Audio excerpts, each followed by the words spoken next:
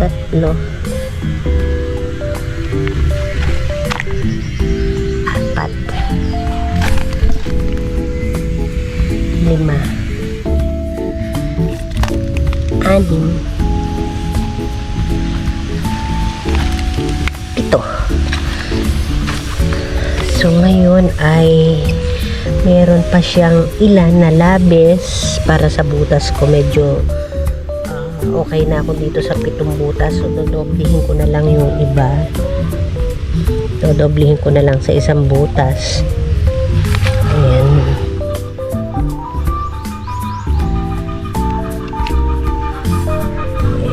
So, doon pa sa isa.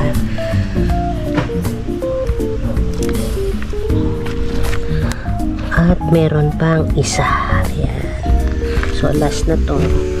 Ayun. Takpan na natin.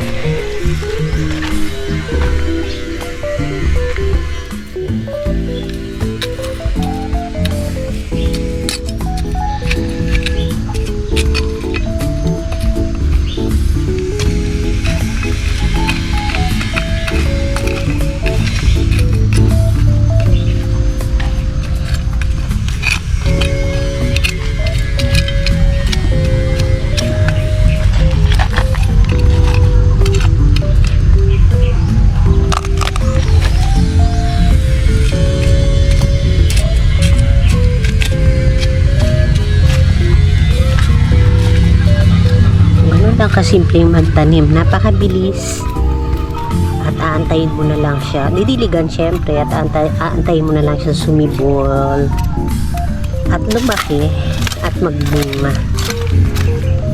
Sabi nga ng matatanda nung araw, kesa daw kung ano-ano ang ginagawa, magbaba ka ng kamay. So meaning, pag nagbaba ka ng kamay, ayan, gaya niyan, nagsuksok ako ng buto. So, meron akong aantayin na biyaya, which is yung gulay. O, ayan, ito na lang. May katabi siyang kawayan. So, yan na lang ang marker ko na dyan ako nagtanim. Silbing, ano na rin siya, silbing tulos.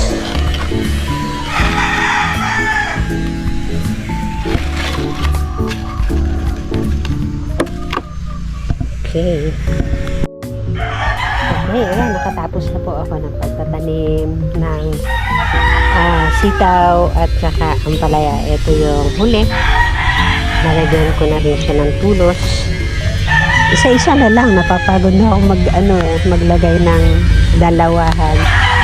Ayan. Marker lang naman siya para may gabay ako nasaan yung tinanim ko.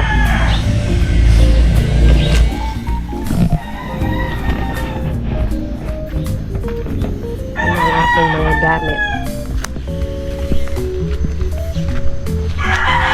So, okay, ayan na. Natapos na po ako mga ka-neighbors at salamat po sa inyong panonood. Salamat po sa pagsama nyo sa pagtatanim ko. Nasaan na ba ang madilim? Against the light ako.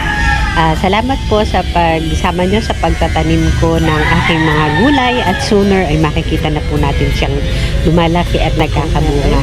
Sana nga po. Pagtatanim natin siyempre hopeful tayo na siya ay mabuhay at mag-yield ng bunga. In which ngayon, gulay. Kaya sige po yan na lang at salamat po sa inyong panonood. Bye-bye po. Thank you.